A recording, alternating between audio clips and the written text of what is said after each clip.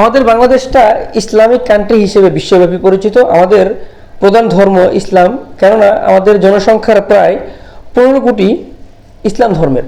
আমাদেরকে মানুষ Islamic country হিসেবে বিশ্বব্যাপী আমাদেরকে জানে। আমাদের দেশে অনেকগুলো রাজনৈতিক দল আছে, ইসলামিক দল। আমাদের দেশটা গণতান্ত্রিক দেশ। আমাদের দেশে গণতন্ত্র ছিল, গণতন্ত্র আছে, গণতন্ত্র থাকবে, সেটা আমরা জানি। কিন্তু বিগত সরকারের আমলে আমাদের দেশের দুটি দল ছাড়া রাজনৈতিক দলগুলোকে সেইভাবে কর্মসূচি, বিভিন্ন প্রোগ্রাম বা তাদের যে কার্যক্রম সেগুলো করতে দেওয়া হয়নি বা তাদেরকে বাধা দেওয়া হতো। আমাদের দেশে অনেকগুলো রাজনৈতিক ইসলামিক দল আছে, যার মধ্যে রয়েছে জামাত ইসলাম, হেফাজত ইসলাম, চরমোনাই, ইসলামী জোট সহ আরও অনেক নামের রাজনৈতিক দল। বিশেষ করে রাজনীতিতে অনেকটা নিষ্ক্রিয় বলা চলতো তাদের, কেননা তারা চেষ্টা করলেও তাদেরকে সেইভাবে অ্যাক্টিভিটিস দেখানোতে আটকানো হতো বা তাদেরকে এক প্রকার চেপে রাখা হতো। কিন্তু আমাদের দেশটা যেহেতু ইসলামিক দেশ, আমাদের দেশটাকে বিশ্বব্যাপী ইসলামিক হিসেবে চেনে। আমাদের দেশটা তুলনামূলক জনসংখ্যার যে একটা আমাদের ঘনবসতিপূর্ণ দেশ, আমাদের দেশের আয়তন অনুযায়ী আমাদের জনসংখ্যা অনেক বেশি। এর মধ্যে অন্যান্য ধর্মাবলম্বীর মানুষ আছে, কিন্তু আমাদের অধিকাংশ 15 কোটি, প্রায় 15 কোটি ধর্ম ইসলাম ধর্মের মানুষ। আমাদের দেশটার ইসলামের প্রচারটা বেশ আমাদের জানাশোনা দরকার। আমাদের ইসলামের প্রচারটা সবসময় থাকা দরকার বলে আমরা মনে করি। কিন্তু আমাদের দেশের যে ইসলামিক দলগুলো আছে তাদেরকে সেইভাবে প্রোগ্রাম কর্মসূচি করতে না দেওয়াতে অনেকটা নিষ্ক্রিয়ই ছিল তারা বলা চলে। তাদেরকে নিজেদের তুলে ধরার যে একটা ক্ষমতা সেটি থেকে বঞ্চিত করা হতো। কিন্তু সরকার পতনের পর, অর্থাৎ গণঅভ্যুত্থানের পর আমাদের দেশের রাজনৈতিক দল, ইসলামী রাজনৈতিক দলগুলো বেশি অ্যাক্টিভ। তারা তাদের ভেদাভেদ ভুলে এখন একত্রিত হওয়াই বলে চলে। ইতিপূর্বে এরা যা করতো, নিজেরা এক এক দল, রাজনৈতিক ইসলামিক দলগুলো ছিল, এরা এক একজন এক এক টাইপের কথাবার্তা বলতেন। তাদের দলের নেতাকর্মীরা অন্য দলের মানে এক একটা দল আরেকটা দলের বিপক্ষে কথা বলতেন বা বিরোধিতা করে যেতেন। কিন্তু আওয়ামী লীগ সরকারের পতনের পরেই এরা মোটামুটি একত্রিত হয়ে বা একজোট হয়ে একটা দেশ গঠনের পরিকল্পনা করছে। এটি আমাদের জন্য সৌভাগ্যের আমরা মনে করি। আমাদের দেশে ইসলামিক যেহেতু একটা আমাদের ইসলাম কান্ট্রি, আমাদের দেশে ইসলাম শাসনটা আমরা আমাদের বয়সে আমরা ইসলামের শাসন দেখিনি বা শাসন দেখার সৌভাগ্য আমাদের হয়নি।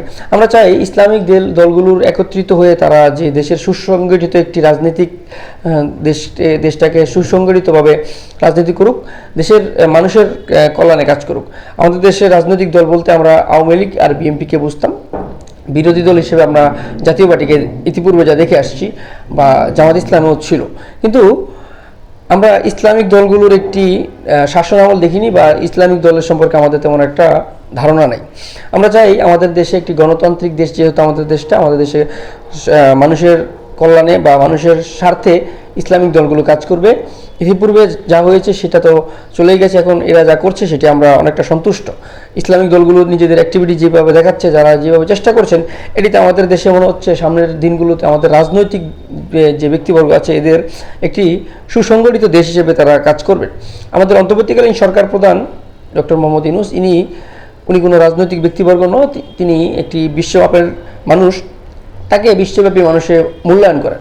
তার মেয়াদ যতদিন আছে বা তিনি যতদিন থাকছেন, এরপর একটি জনগণের নির্বাচন বা জনগণের ভোটে নির্বাচিত সরকার আসবে, সেটা আমরা তার কাছে আবদার করতে পারি বা তার কাছ থেকে আমাদের সে একটা প্রত্যাশা আছে।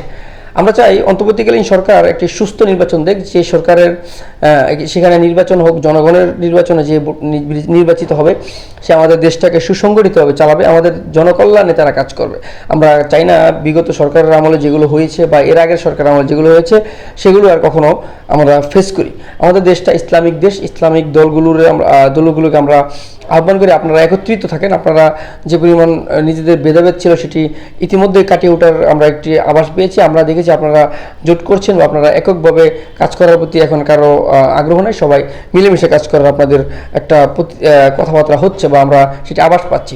আমরা চাই আমাদের দেশে গণতন্ত্র থাকুক, আমাদের দেশটা রাজনৈতিক, যেভাবে আমাদের দেশটা রাজনৈতিক নেতাকর্মীরাই চালায় সেটাই হোক, কিন্তু আমাদের জনকল্যাণে কাজ করেন। আপনারা যারা আছেন, আপনারা সামনে নির্বাচনের জন্য অন্তত নিজেদের প্রস্তুত নেন। প্রস্তুতি করুন বা আপনারা প্রস্তুত নেন।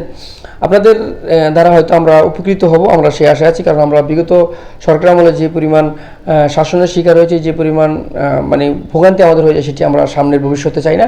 সামনের সরকারের যেই আসুক, এখানে নিঃসন্দেহে বড় দল বিএনপি, জামাত ইসলাম বা হেফাজত ইসলাম সহ যারাই আপনারা আছেন, আপনারা আমাদের জনকল্যাণে কাজ করবেন বলে আমরা মনে করি। আমরা চাই সকল প্রকার ভেদাভেদ ভুলে আমরা একত্রিত হয়ে আমাদের দেশটা সুসংগঠিতভাবে চলুক। আমাদের দেশে কোনো প্রকার নির্বিচার, অত্যাচার বা জুলুম বা অন্যায় দুর্নীতি এগুলো না থাকুক। আমরা চাই একটি সুসংগঠিত দেশ। আমাদের দেশটা হবে মানুষের কাছে বিশ্বব্যাপী, মানুষ আমাদেরকে চেনবে।